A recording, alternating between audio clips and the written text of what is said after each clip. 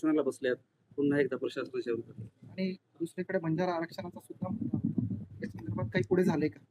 मनोज जरांगे पाटील यांचं उपोषण हे कशा पद्धतीनं सोडवायचं किंवा त्यांना कशा पद्धतीनं कन्व्हिन्स करायचं या दृष्टीनं आमचे माननीय मंत्री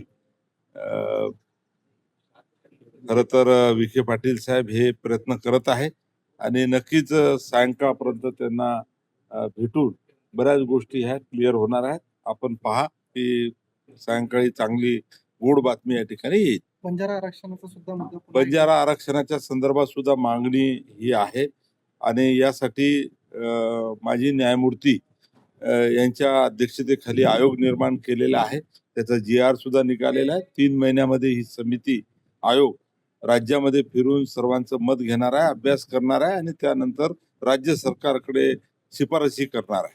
ओके. साहेब एक विषय शेवटचा प्रश्न.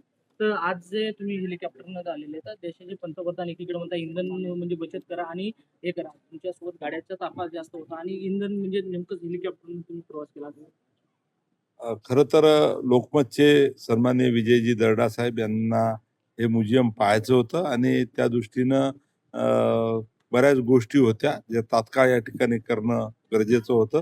त्यांच्यासोबत मी या ठिकाणी आलो आहे आणि राहिला गाडीचा ताफा, तर जो काही ताफा होता तो अर्ध्यावर आम्ही केलेला आहे. काही गोष्टी ज्या आवश्यक आहेत त्याच आम्ही या ठिकाणी स्वीकारतो आहे. देशाचे प्रधानमंत्री सन्माननीय नरेंद्र मोदी साहेबांनी जे आव्हान केलं त्या आव्हानाला सर्व महाराष्ट्रातल्या मुख्यमंत्र्यापासून मंत्र्यापासून सर्वांनी पालन करणं सुरू केलेलं आहे.